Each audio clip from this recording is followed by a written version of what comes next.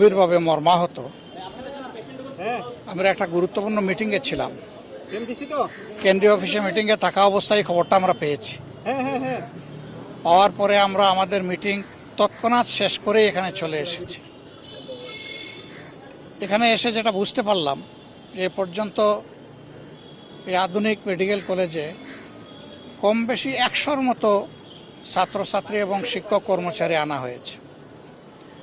এর মধ্যে অল্প কয়েকজন এখানে আছেন, বাকি সবাইকে বার্ন ইউনিটে পাঠিয়ে দেওয়া হয়েছে। উপস্থিত ডাক্তার যারা, তারা আমাদেরকে অবহিত করেছেন যে এর মধ্যে 30 জনের অধিক তাদের শরীরে 80 থেকে 100% বার্ন হয়ে গেছে।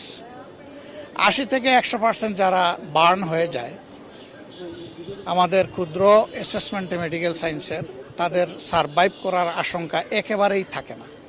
কিন্তু আল্লাহ চাইলে মৃতকেও জীবন দিতে পারেন, আবার সুস্থকে ধরে নিয়ে যেতে পারেন। ঢালাইয়ে দৃঢ়তা, নির্মাণে নিশ্চয়তা। প্রিমিয়ার সিমেন্ট, ঢালাইয়ের রাজা। বাকি যারা আছে তারা বলছেন যে হয়তো উপযুক্ত চিকিৎসা পেলে তারা সারভাইভ করবে।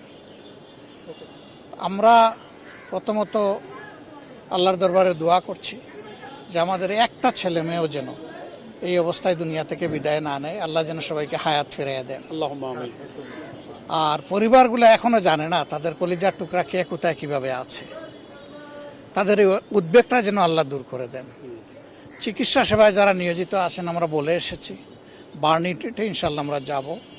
তারা যেন তাদের সর্বোচ্চটা দিয়ে তারা চেষ্টা করেন। আমাদের সহকর্মীদেরকে ইতিমধ্যেই আমরা আহ্বান জানিয়েছি, রক্ত লাগে রক্ত দিবে, ঔষধ লাগে ঔষধ দিবে, টাকা লাগে টাকা দেবে, এবং যত ধরনের সহযোগিতা আছে সব দিয়ে যেন এই মানুষগুলার, বিপদগ্রস্ত মানুষগুলোর পাশে আমরা দাঁড়াতে পারি। আমরা দেশবাসীকেও আহ্বান জানাবো যে প্রথমত তাদের জন্য সবাই যেন দোয়া করে, আল্লাহ যেন তাদেরকে সুস্থ করে দেন। দ্বিতীয়ত যার যেখানে যেটুকু করার আছে, সরকার এবং দেশবাসী সবাই যেন আমরা সর্বোচ্চটা করতে পারি।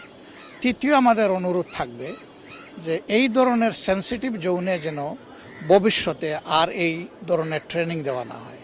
কারণ ট্রেনিং লার্নার যে প্লেন, এগুলার এইটাই কিন্তু প্রথম অ্যাক্সিডেন্ট না।